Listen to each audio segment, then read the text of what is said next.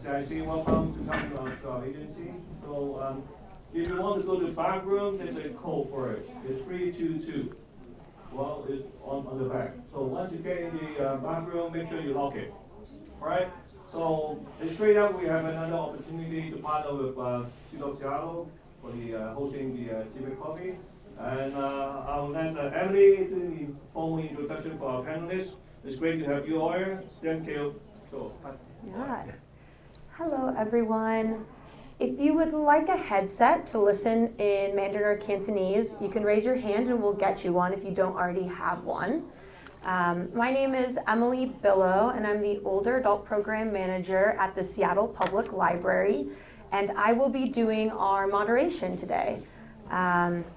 And so, first of all, we want to thank Oliver and the CISC crew for inviting us back in here today. It's always a fun space to be a part of and to be back here with all of you. So thank you for coming.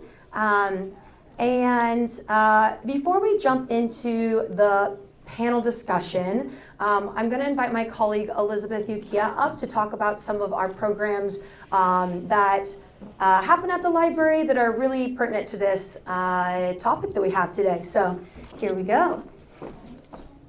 Thank you, Emily. It's my first time here. Very nice. Thank you for having us. So we have a couple different programs that support employment at the Seattle Public Library all around the city. The first one I'll tell you about is our adult tutoring program. That you can get help with pretty much whatever you would like in terms of let's see, we work with a lot of English language learners in that program, folks who are studying for the citizenship test, folks who want help with a resume, cover letter, things like that. And then if you have anybody who is trying to get their GED or complete high school, we can help with that kind of stuff too.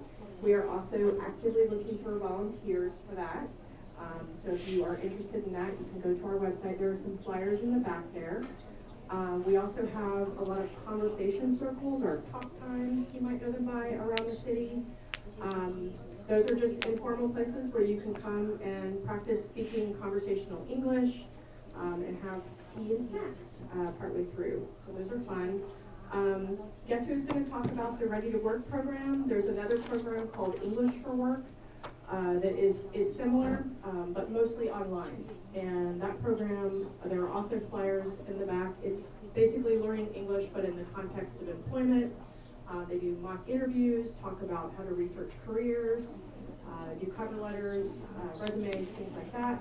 And then the last program, what am I forgetting? ESOL, English language. Oh, we also have employment workshops. So there's flyers for all of those in the back, English, Cantonese, and Mandarin. If you have any questions or any suggestions for any of that, we'd love to chat with you. Thank you. Yeah. Thank you, Elizabeth. Awesome. So before we jump into our panel today, we were just talking before, and we thought it might be fun to kind of see how many people in the audience, by raise of hand, are currently working, have a job where they go to work every day, or some days a week. 1, 2, maybe? You can raise your hand. All right, I got some people in the back. Yeah. How many people would like to be working right now or looking for employment? A few more people? Okay. Awesome. Okay, thank you. I think that's helpful for us to kind of understand as we're talking about this topic today. So thank you that was a great idea.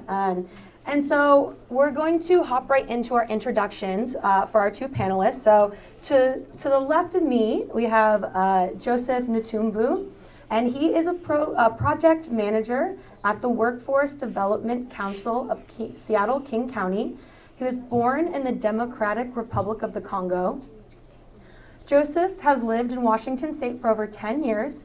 His professional career prior to this was an ESOL instructor in southern Spain, as well as several years in the same role at Evergreen Goodwill of Northwest Washington.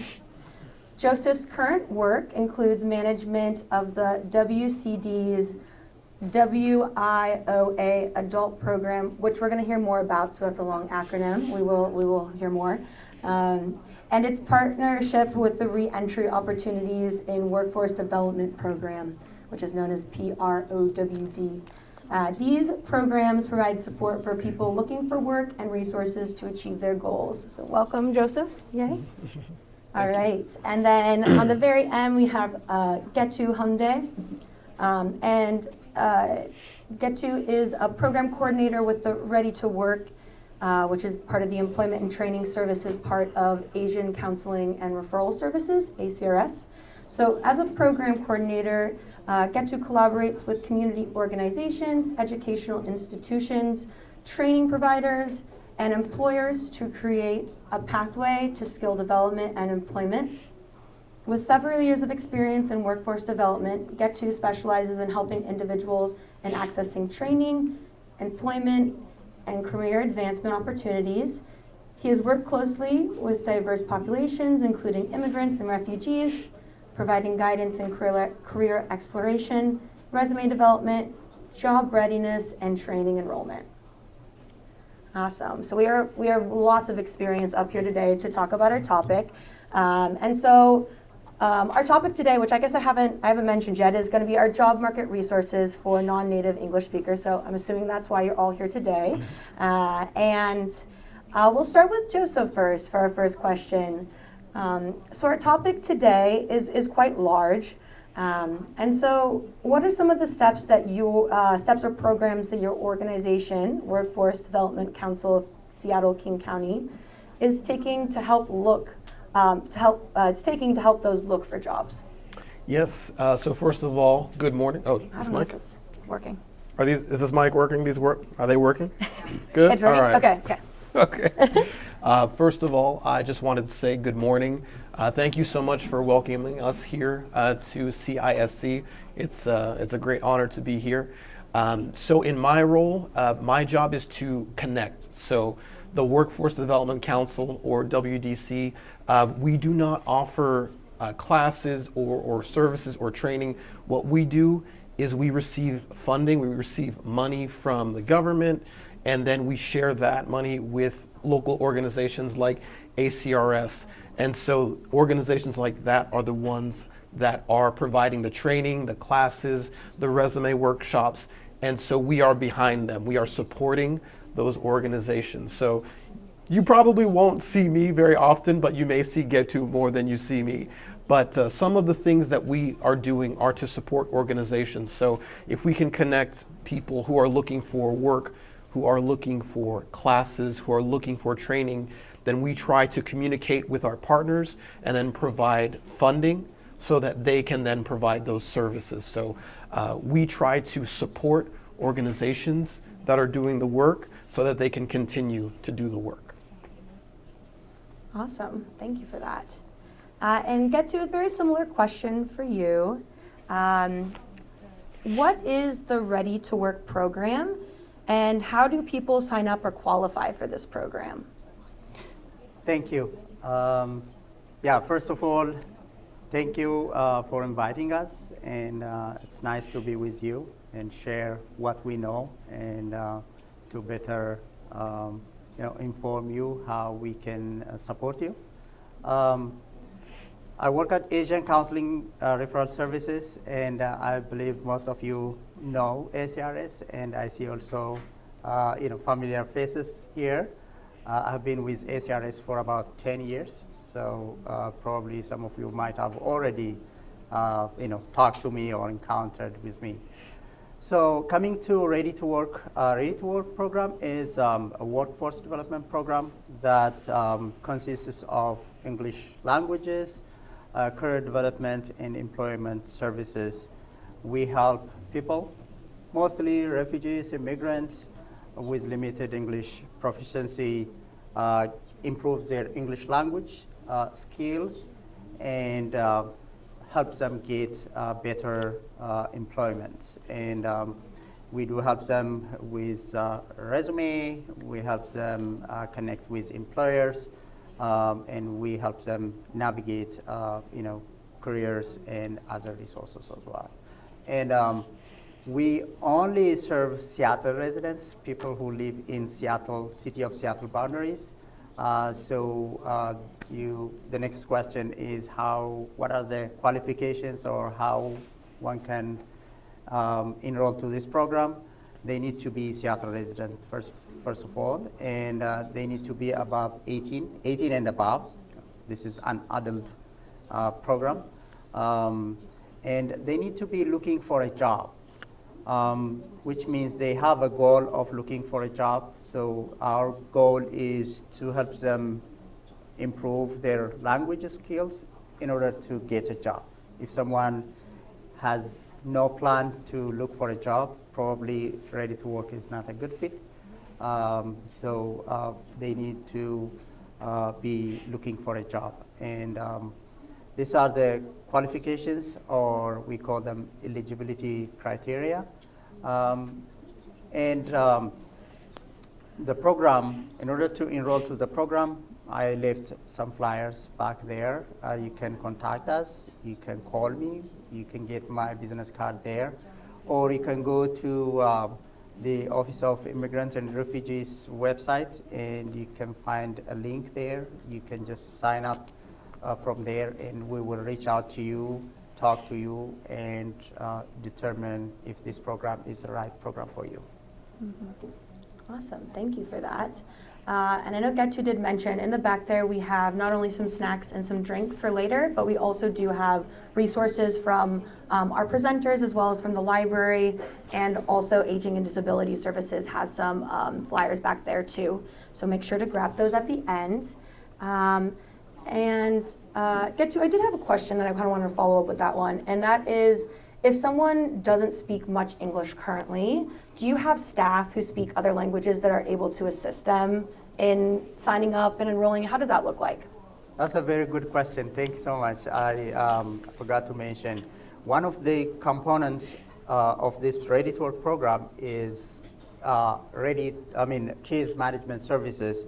And we speak at ACRS, we speak over 40 languages. We have a case manager who speaks Mandarin, Cantonese, Vietnamese, and many other languages. I speak I'm originally from Ethiopia. I speak 2 Ethiopian languages, Amharic and Oromo.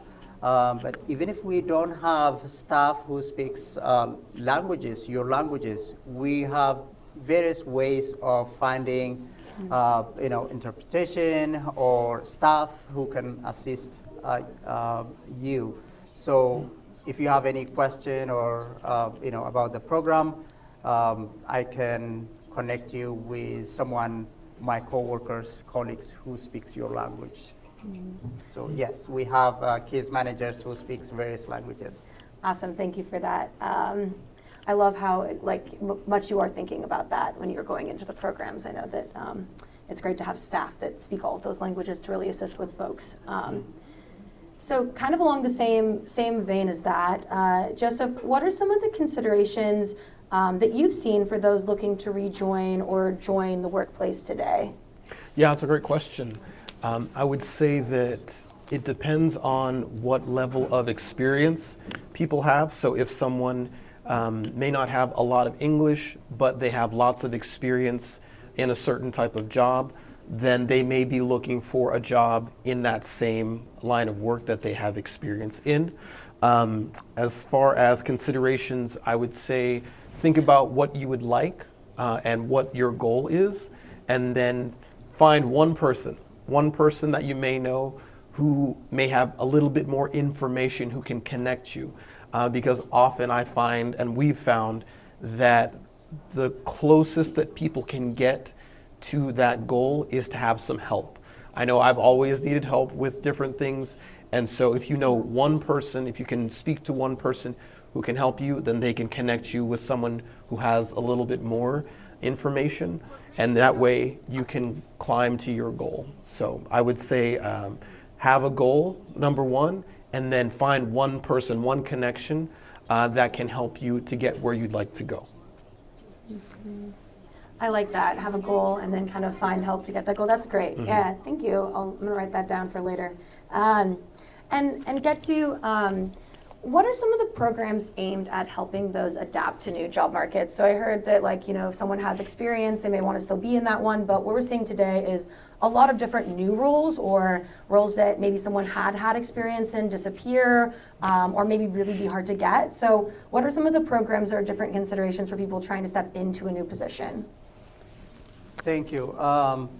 If I start with the programs that we have at Asian Counseling and Referral Service, ACRS, in addition to Ready to Work program, we have various programs that aim at helping people or job seekers in general who has experience, some background experience in their home country, have some limitations, and also native also come to our services. So we have different services. So every Tuesdays we have orientation for job seekers. Every Tuesday afternoon, people walk in, no appointments is required. Then they come in and learn what programs we have and how we can support them and what we need from them as well for free. So that's the one resources out there. And as Elizabeth earlier mentioned at the beginning, Seattle Public Library, King County Public Library, you can get a lot of resources out there for free. So I encourage folks to visit the library and be a member. You can borrow stuff from there as well. And WorkSource is also another resources for job seekers. They have a lot of hiring events going on, a resource fair going on at the WorkSource.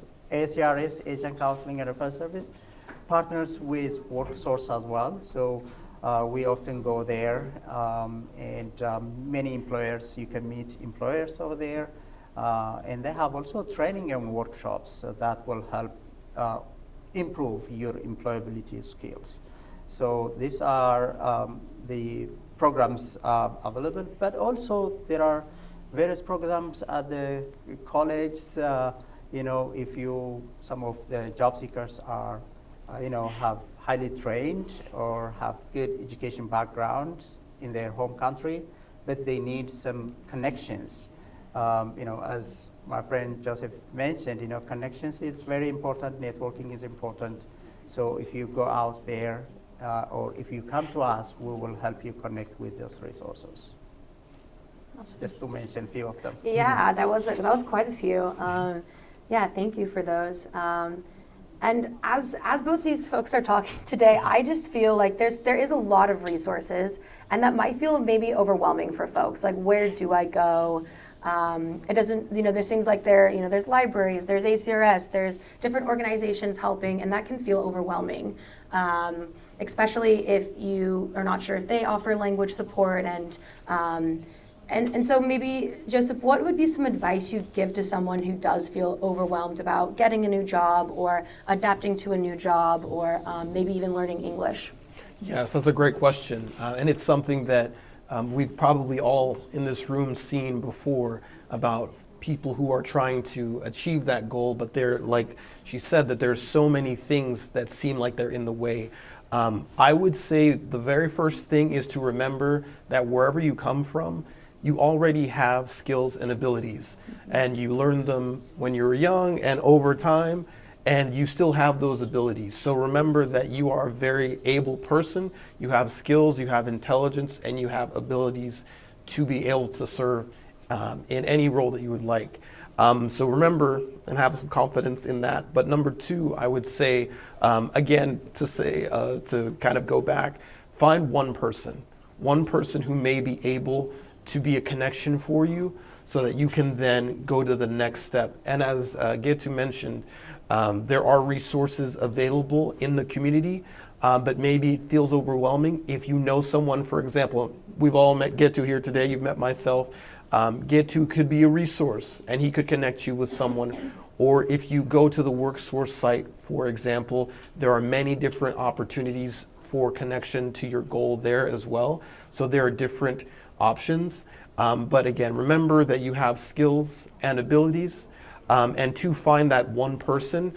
And then once you find that one person, go to the next connection point so you can get to that thing that you would like to achieve, for sure. Yeah. I like that. I think when you break it down to reaching out to one person, it makes it more tangible. I think when we have all these options, having that first step, taking that like first jump is really important. And so, I really like that kind of, it's like almost a calm view of it. Just take one step. And I would say, so I used to be an English instructor, an English teacher over here at Goodwill, just up the street. I taught there for, I think, 4 years. And many times I was that first connection because my students came from all over the world, and they had different levels of English, and they had different skills and abilities. They had different backgrounds. And so I was the first contact. So, okay, how can I connect this person with where they would like to go? So it may seem very big, but I would say yes, that one person sometimes can really help you go to that next step. So, Awesome.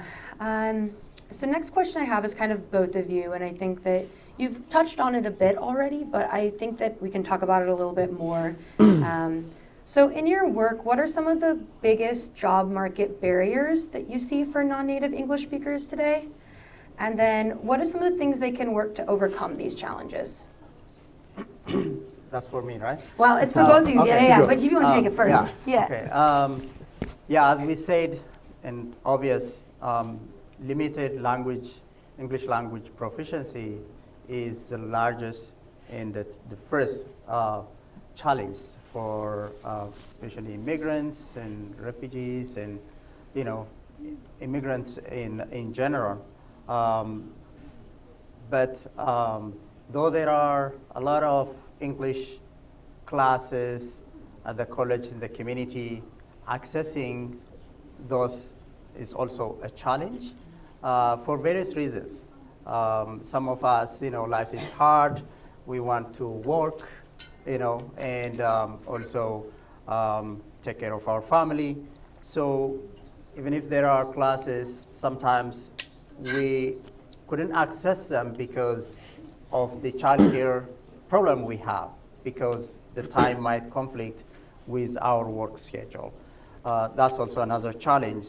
And the second most important or biggest challenge is it's very complex to navigate the job application and hiring process here in the US, right? You need to go to online portal, upload documents, resume, cover letter, communication with employers. All these are very not easy for newcomers, specifically with those limited English experience.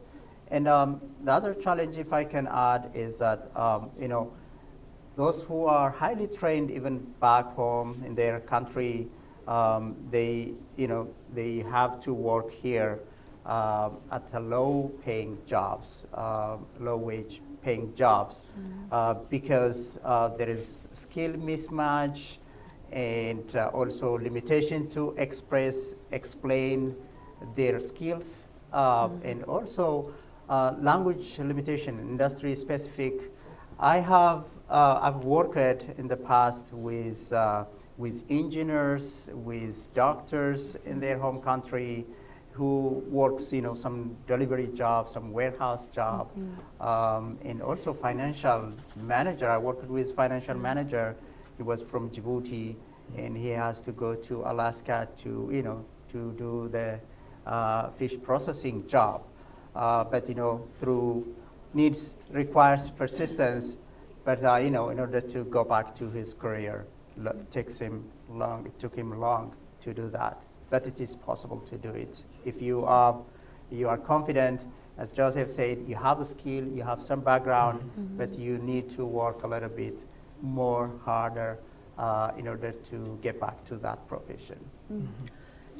And I just want to clarify to make sure I heard correctly too, is that if maybe you had a specific skill or maybe a degree, there is ways to like transfer that over to like not just skills specifically, but maybe like if you know you were an accountant or you did something like this. I mean, I have some participants who have been nurses in their home countries and things like that, and then when they come here, they really struggle to still, you know, find a job in that field.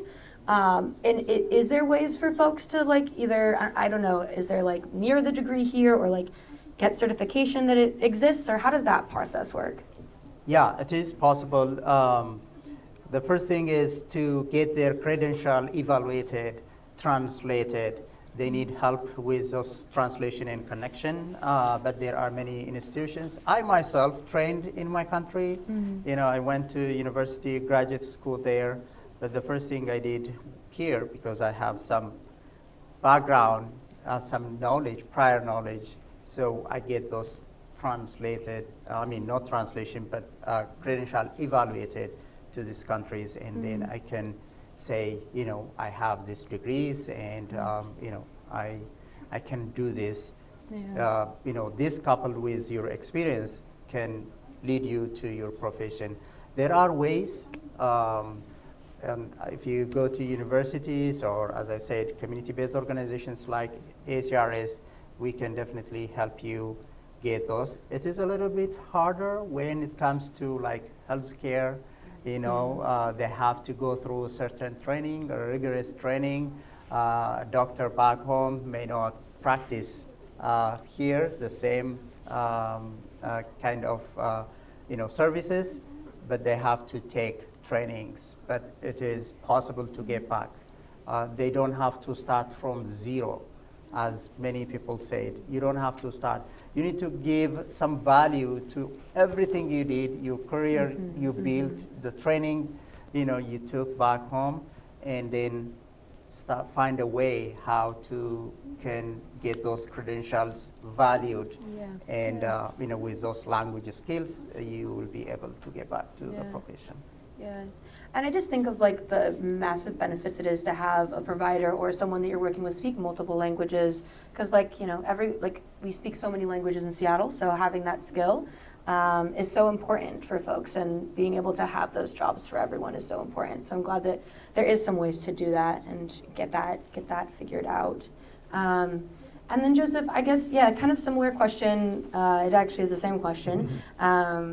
But yeah, what are some of and maybe you can speak even to like some of the organizations you work with. What are some of the biggest challenges and how are people overcoming them? Yeah, great question. I would repeat some of what Getu said as well as far as challenges. Language and communication can be a challenge sometimes. Also, not just from the side of the person who is looking for a job, but then from the side of the potential employer.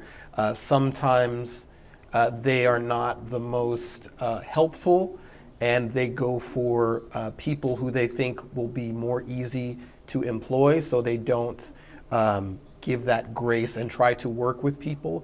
So it's both sides, I think, have some challenges. So where organizations like the Workforce Development Council and ACRS, where we come in, is to try to not only assist people who are looking for work, but to also speak with employers and say, hey, we have a group of people who are looking to work. They have skills from their native country, and so we think that they are great candidates for this kind of job, and we think they may need some assistance in this way, and we try to provide that assistance. But the challenge is from both sides. It's not just people who are looking for work who may not have the highest level of English, but also from the employer, so that's one. And then again, connection to the resources that allow people to make it to work. So if you don't have a car and you live very far away, but you have the skills to be able to do a job, then the problem is not that you can't work. The problem is that you don't have a car and a way to get to work. So we try to work with organizations like ACRS, like Track Associates, that's another one further uptown.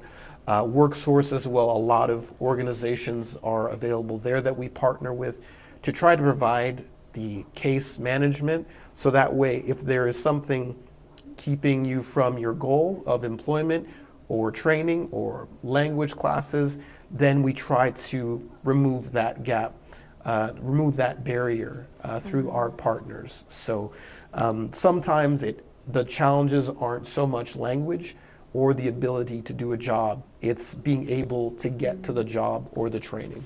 So more of like a physical barrier to actually accessing Right. the position. Mhm. Yeah, For sure. that makes sense. I was going to really quickly, does anyone in the audience currently have a question that we'd like to ask the panelists?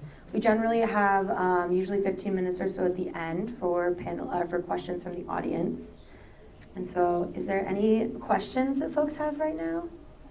Or even, I know there's a whole lot of providers in the back, so if anyone else has a question that we haven't covered yet, please ask. Yeah, Bolivar, I see you have Bolivar. Yeah, Bolivar, what kind of questions do you have? Quite well. Thank you for offering a lot of resources. Thank you. For jobs, but do you have any resources for helping people to start their own business? Something that may be interesting for people. Okay, so just so that everyone can hear, Bolivar asked a great question, which is we've covered a lot of great resources so far today, but are there any resources for those hoping to start their own business? Do either of you two have anything? I have some stuff, but I want you both to talk really quick if you have any resources for right now. I would say for us at the Workforce Development Council, again, we are a strange organization in that we don't provide the direct services, but we provide the connections. So we can connect you with organizations that are providing that type of assistance. But we don't have that at our organization. So. Yeah, the same. At ACRS, Asian Counseling and Referral Service, we don't have this kind of services, but as I said, we will look together depending on what kind of business are you looking for, and we can help you, understand what that business needs and what you need to have in order to, go into that business. But regarding training, some of our clients, they say, I want to open childcare. I want to open, home childcare, home-based childcare. And some say, I want to go to home care business.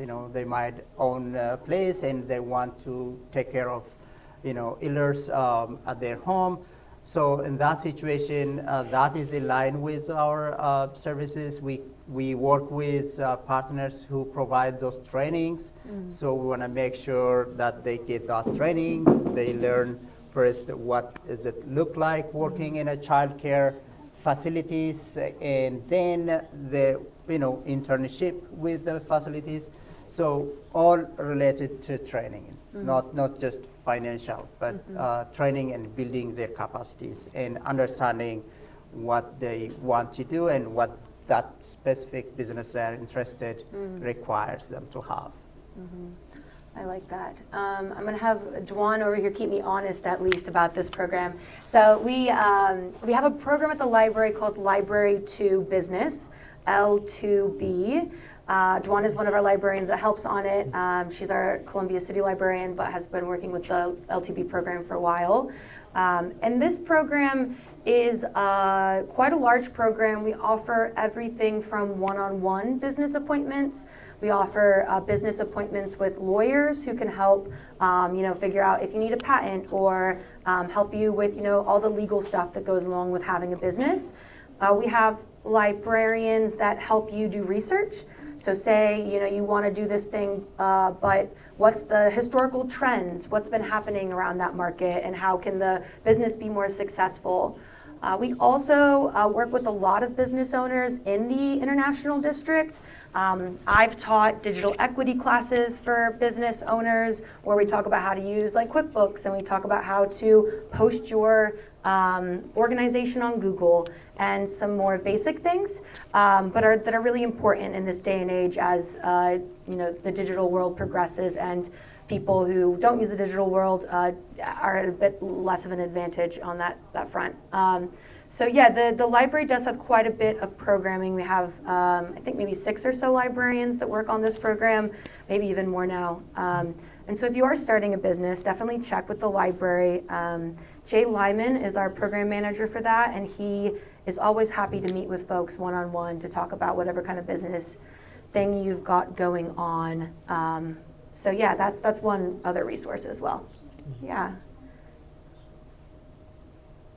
All right, do we have any other questions from the audience? Anything else you want to know?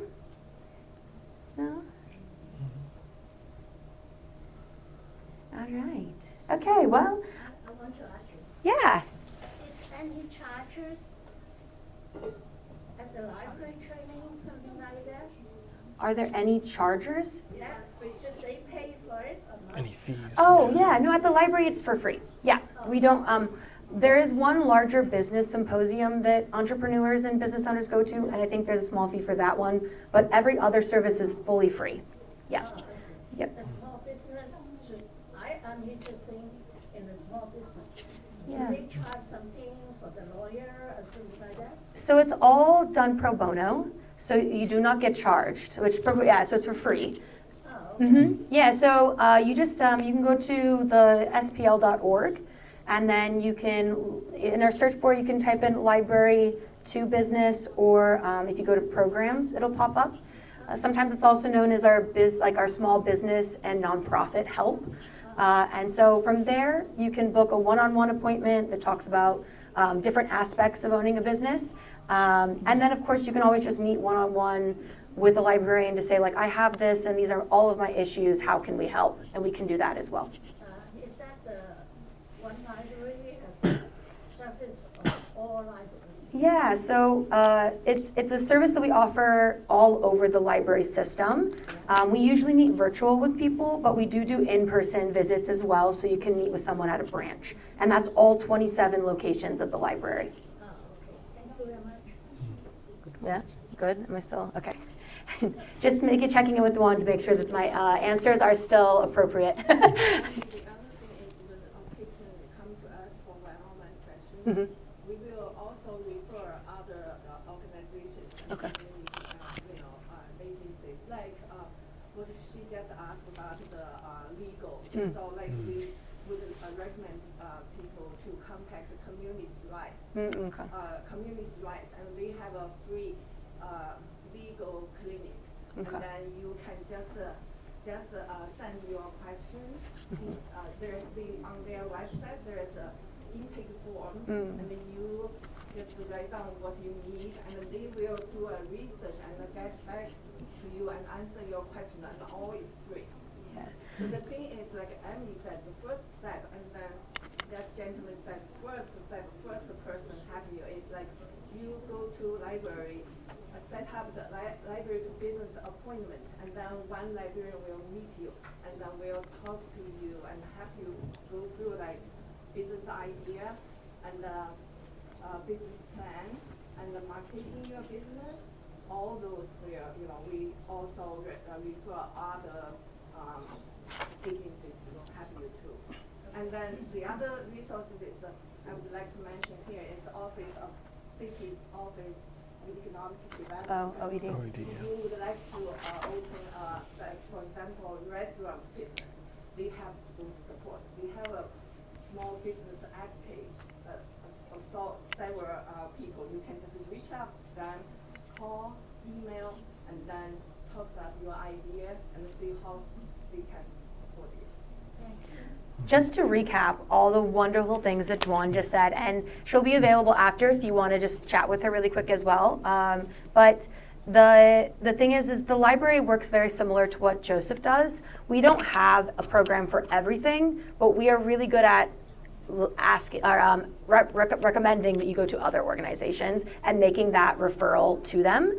And so, as Joseph was saying, we can be your first person that you reach out to about this, and we can be your connector that helps you direct you in the right way. So our librarians do like marketing ideas, marketing plans, our business plans, business ideas, and marketing for your business. But otherwise, we really do connect you with other organizations in Seattle that can help with your small business or your nonprofit. Yeah, of course. Any other questions from folks? Oh, I got one back here. Yeah. I have not heard you mention ageism. Yeah. Great question. So the statement was, I haven't heard you mention ageism. And yeah, I think that, and you mean that in like when people are finding jobs, how that plays into it? Where may an older person looking for employment in this city find an employer willing to hire someone who is not 20 years old? Yeah, I don't have all the answers for that, but I do want to acknowledge that we hear that all the time at the library, just how ageism does play a role in the hiring process. And do either of you two have anything you want to add on that specific topic? But I appreciate you bringing that up and acknowledging that, because you're right, we are in a room full of some older folks, some younger folks, but just to recognize that and to think about that is really important. Yeah, what do you two? Yeah, I mean, I also recognize the challenge, but as an Asian counseling and referral service, we serve people, anyone, regardless. Age is not a factor to get the services, but we don't have control over, what the employer needs usually, but we help them. We don't discriminate against, because they are older. So we encourage them rather to come even to, we have programs for aging and adult at Asian Counseling and Referral Service. They do a lot of activities in addition to employment services. But I agree, employers can do whatever they want, but we help them, though it is still hard to compare to, those, some jobs require standing a lot of time, some jobs require lifting a lot of stuff. So it's hard, it's not easy to find a job that really fits their physical and other skill level they have. So, but we try our best to assist them, to provide them services as much as we can. Yes, and I would say that's a really great point. Referring to ageism, if the question is, can folks who are not 20 years old find work in the city? Yes, they can. It will depend on, as Getu mentioned, physical ability, what skills or training they already have, what their goals are, and how long they are willing to work to get to what they would like to get to, what their objective is. Because we have had people come through our system who have degrees from their home country. We've gotten their degrees translated, and they still had to start, for example, as a nursing assistant, but they wanted to be a nurse. So even though, some of these folks had a decent amount of English, and they were older, they were able to achieve their goal, but it took a long time. So can people who are not 20 years old, and who face ageism, can they find employment? Yes. It's about how much work a person is willing to do and how long they're willing to work at it, because the system is not fair. And there are the barriers that we all know about in the way. So it is possible. Unfortunately, it's not fair that it takes longer oftentimes. So that is truth. Thank you for both those answers, and I appreciate the question. Yeah, for sure. I think there's a lot that goes into that, and I think both of what you just said is very true. And unfortunately, in this panel, we can't change it so much, but I think talking about it is really important. I think I just want to also highlight Atrium in Seattle has designed an anti-ageism training where we offer it to city employees, but also open it up to the public. So if there's a business that you felt like needs to be educated about aging issues or ageism or their own opinion about ageism, you can always give them a fly and be like, this is very good employees to like training or even for us, I take it so often that I kind of help me reflect on my own ageism as well. Yeah.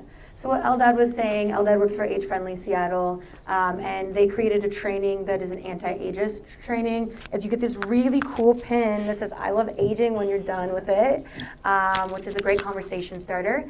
But the idea is that the training helps people recognize their own biases that they have, and our hope is that everyone in Seattle will take it and that we can become a better place to grow old in. That's for everyone here because we all are aging every day. And so we all are going to be the 50-year-old or the 60-year-old who's applying for jobs one day. And so how are we making a system now that's going to be better for when we all age and for people who are currently at that stage in life? So yeah, if you have more questions about that, or that's, yeah, Eldad, thank you for that plug. And all right. I had maybe some more hands in the back I saw for a question. Maybe we can cover one or two more. Howard, did you have one? Yeah, real quick. If you want to start a business and you need to apply. Oopsie. 1 second on the translation, the interpretation.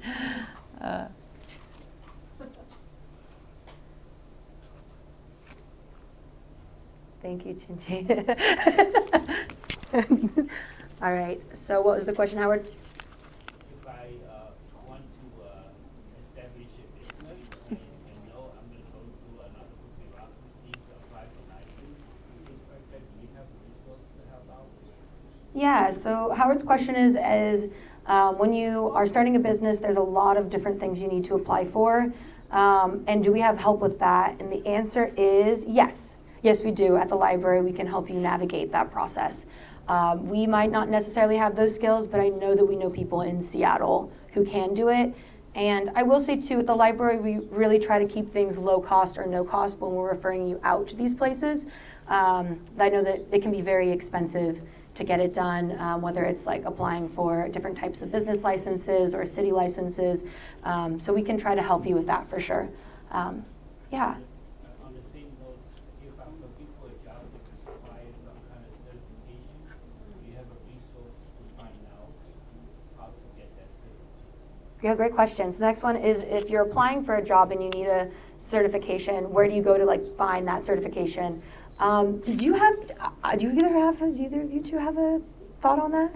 Yes, there's actually something in Washington State called the Approved Training Partner List, and that is something where any business that provides training can get on that list and be considered an official Washington State training partner.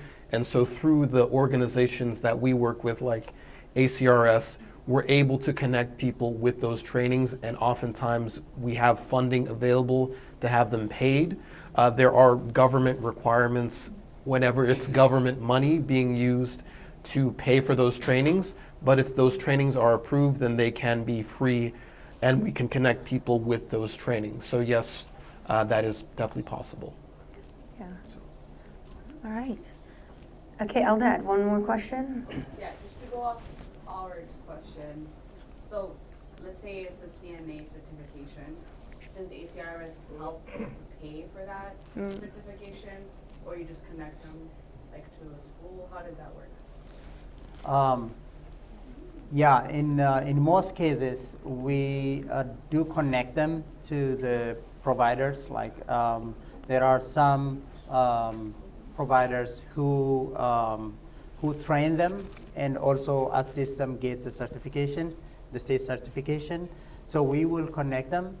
But for clients who are already, like for instance, ready to work and wants to pursue that line, we have, also client support funds a little bit, so we can also still possible to support them. And ACRS also has a training sometimes. We do facilitate training, and that's also another services that we provide. But in most cases, if someone come and say, I want a CNA, I want to learn CNA, basically what we do is we connect them with some free providers are there, CNA trainings, we connect them. Some hire them first without the training, and then throughout a certain period of time, they finish the training and help them get certification. So that's the main resources that we provide.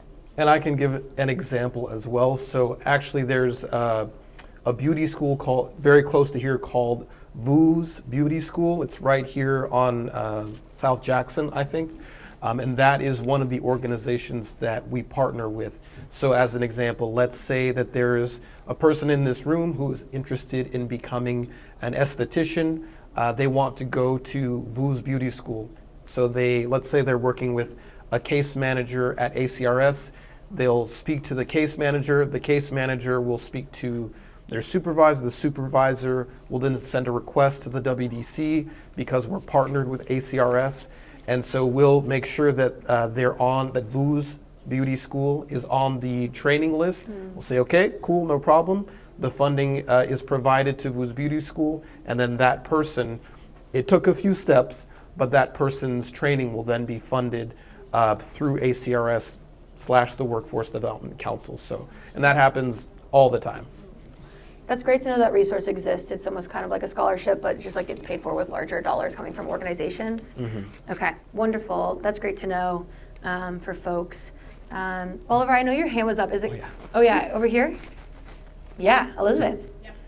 I just wanted to speak to the question about ageism. So we have an employment center at the Central Library, so it's on the 7th floor, and those librarians can help you age-proof your resume. So take date things like that. There are certain resume formats too that are better for that kind of thing, to just highlight skills rather than a chronological resume that can help. And often what employers are concerned about is that you have tech skills, right? So that's a common sort of prejudice against older folks, is that they don't have the tech skills.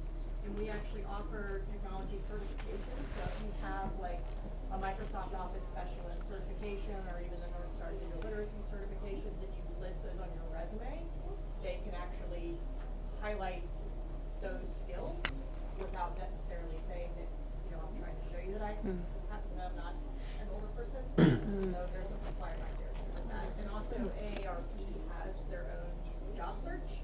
So you can go to their website and they basically curate employers that are interested in hiring a generationally diverse workforce. So that might be something that we do. Thank you, Elizabeth. See, this is why I invite all of our library friends, because although I've been there for multiple years, I don't know everything. So it's great to have more experience there, and thank you for that. All right. Well, I just really quickly, one takeaway from both of you from today's panel, and then we'll wrap it up. So, Joe, what's your main takeaway for the discussion today? Well, I'm very encouraged by the energy in this room to want to achieve goals. So I'm very encouraged by you. I'm very encouraged by your questions. I'm very encouraged by just the fact that you're here trying to learn. And again, that says a lot about you and what you would like to do in life. That you're not sitting still, you have things that you would like to achieve. And so I'm just very encouraged to be here. I'm very thankful for you for having us here. And if we can be of assistance, we definitely will. For me, again, I'm behind the scenes, so you may not see me, but again, thank you so much for having us, and I'm very encouraged by all of you today, so thank you.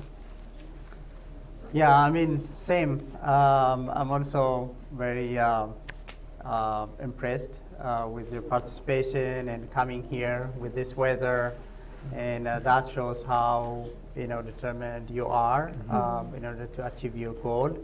So I just say keep it up, and there are resources out there, a lot of resources out there, and if you keep on, persistence is better, much better than perfection. Okay, so keep on learning, try to improve your English, and also digital literacy is very, very important these days, and you need to improve your digital skill and improve communication, and I'm confident that you will get to achieve your goal. And we are here to help. Yeah, thank you both, Gettu and Joseph, for being on the panel today. Really appreciate both of your experience. And I just want to thank everyone in the audience here today as well, and to our host, CISC. There is food in the back, and I know it's about lunchtime, So please help yourself to that and some drinks. And I think I have another announcement. Yeah.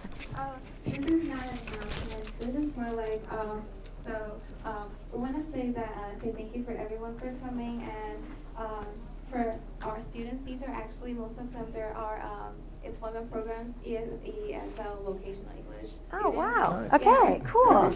Yeah. Oh, yay, thanks. I didn't know that. So at ISC, we also provide job support, job search support, and we have services including job fair, job coaching, job search support. We do technology classes, and of course vocational ESL classes. So if you know any in the future, maybe from the library and also from the community, anyone who needs employment support, they can look for us as well. We're gonna put our flyers back there, so if you need help, you guys can take a picture or something for the referral. Cool. Awesome, thank you. Yeah. Thank you. Yeah, that's great to know. I appreciate that. Okay, awesome. Well, yeah, thank you again, CISC, for hosting us this month. We will be back next month on a Friday to talk about forecasting our AI future. Last year, 2 years ago, we were here to talk about AI, but we're back again to talk about AI, which is exciting. And so I would love to see you all here for that as well. And yeah, thank you all for being here. Have a great rest of your Friday. Stay dry. Thank you.